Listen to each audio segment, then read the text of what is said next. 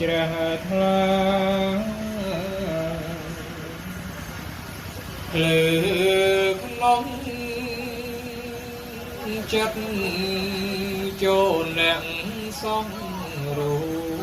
បកុំនេះកុំធ្វើរាយមីលេគុំណាត់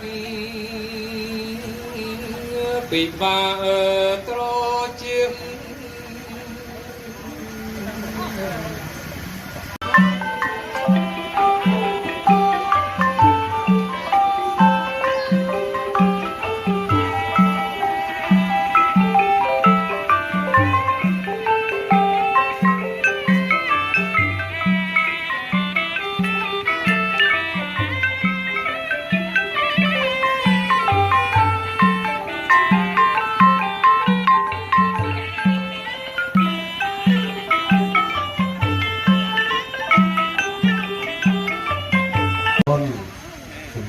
ដែលគេថា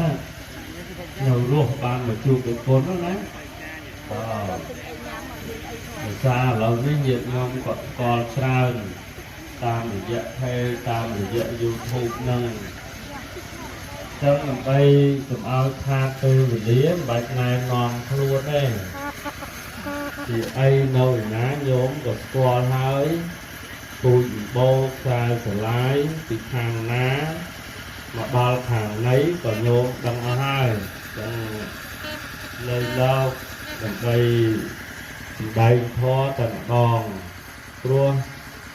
កម្មវិធីបុណ្យនេះជាបុណ្យសំណាងដែលគេថានៅរស់បានមកជួបប្រពន្ធណាភាសាឥឡូវនេះញាតិញោមគាត់ស្គាល់ច្រើនតាមរយៈថេរតាមរយៈ YouTube ហ្នឹងចឹងដើម្បីកុំឲ្យខាតពេលវេលាមិនបាច់ណែនាំខ្លួនទេ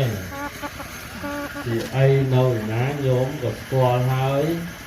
ពូជបោខ្សែស្រឡាយពីខាងណា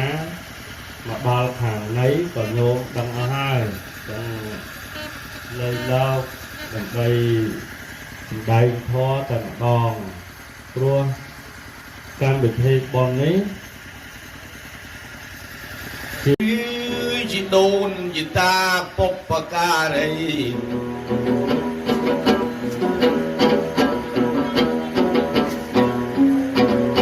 បើចង់មុនផ្លាផ្លែងចែងសេចក្តីគុណលោកនៅចិត្តដៃឆ្ងាយក្តីកូនសុំលើកដៃហើយរំលឹកគុណនេះ